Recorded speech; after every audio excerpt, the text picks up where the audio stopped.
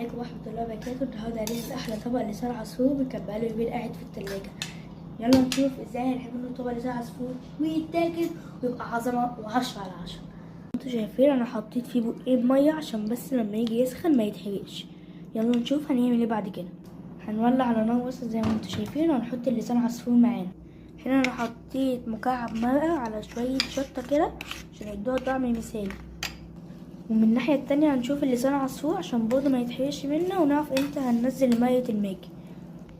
وهنا كمان في الخلطة بتاعتنا انا زودت عليها معلقة ملح. واول ما اللسان عصفور يعمل بلالين زي ما انتوا شايفين كده هننزل بالخلطة بتاعتنا وهنقلب كويس. وهنا بقى ده اختياري، واحد فلفل رومي زائد خيارة. يلا نشوف هنعمل بيهم ايه.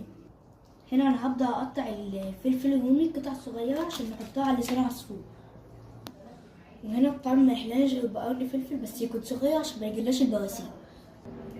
وهنبدأ نقطعه قطع صغيرة عشان لما نيجي نحطه على لسان العصفور يكون كويس ما يبهوأش معانا وما يعرفش يخش بقه. هنا بعد ما قطعنا الفلفل الرومي والحامي وده شكل لسان العصفور هننزل بيهم كلهم على بعض كده ونقلب تقليبه كويسة جدا. ودي الخيارة عشان هنبلع بيها وبرضه هنحط عليها سنة ليمون. يلا بينا بقى نشوف شكل اللسان عصفور عامل ايه ونضيفه. زي ما اتفقنا قلنا هنحط ليمونه، وطبعا برضه لسان عصفور نحط عليه نص ليمونه لان طبعا لسان عصفور بيحب الليمون. وده شكل الاكل كله بعد ما خلصناه.